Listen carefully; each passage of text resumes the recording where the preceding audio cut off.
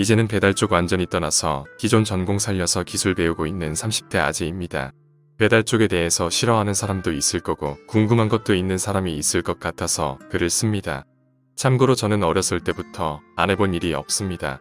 배달 일을 하기 전 저는 김치공장 생산관리직, SK하이닉스 메인트넌스 9년 근무, 슈퍼 운영, 아파트 건설 현장 노가다, 중소기업 일반 직원, 횟집 시다바리, 대학가 호프집 매니저, 노래방 도우미, 족발 장사 등을 해봤습니다. 어쨌든 저는 지금 배달 쪽은 완전히 접고 일을 새로 시작했습니다. 왜 배달 쪽 사장까지 하다가 늦은 나이에 기술 배우냐라고 물으면 글이 길어지니 그냥 그렇다고 하죠. 일단 배달 시스템에 대해 제가 아는 부분 말씀드릴게요. 배민에 보면 배민원 제외하고 배달료 2,000원 많게는 만원까지 다양합니다. 이 배달료는 기사가 먹는 금액이 아닙니다. 배달 시스템은 대략 이렇습니다. 고객이 주문하고 업소가 확인, 조리를 합니다. 조리가 완료되면 기사 배정을 하고 기사가 픽업한 다음 음식을 고객에게 배달합니다. 여기서 배달 금액이 측정되는 부분이 어디냐면 고객 주문에서 업소가 확인하는 구간입니다. 고객과 업소의 거리가 얼마나 되는지가 배달비라는 거죠.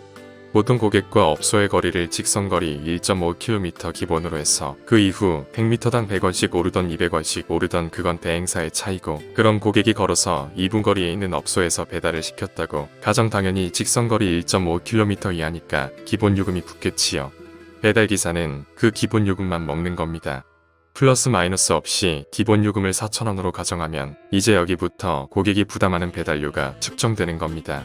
A업소는 업소와 고객이 배달료를 반반 부담하기를 위한다고 합시다. 그럼 고객이 부담해야 할 배달비는 2,000원이 되는 겁니다. B업소는 업소보다는 고객이 더 부담해야 한다고 생각합니다. 그럼 B업소는 1,000원을 내고 고객은 3,000원을 내야 되는 겁니다. C업소는 배달비 자체를 내기 싫다고 합니다. 그럼 고객 부담은 4,000원인 겁니다.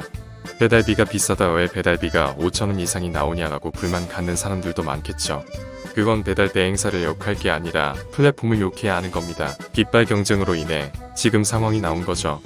배달비가 5,000원이네 개비싸네 딸배 새끼들 배불려주는 구만이라고 1차원적으로 생각하지 말고 왜 배달비가 비쌀까라고 한 번만 생각해 주십시오.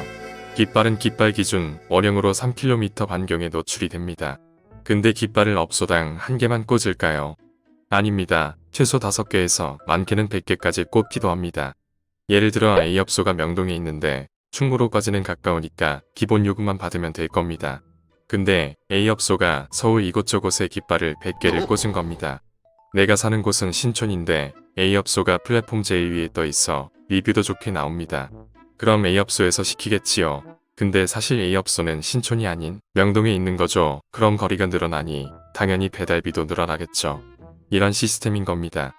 그러니 배달비 비싼 걸 배달기사가 다 먹는다는 오해는 안 해주셨습니다. 감사합니다.